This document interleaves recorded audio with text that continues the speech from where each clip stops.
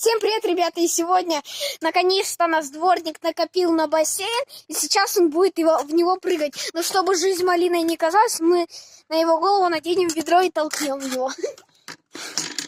Вот он стоит такой довольный, а ему вот так вот ведро и толкаем. Ну все, отлично, отличный отдых. А это за то, что он не заплатил нам 1 рубль.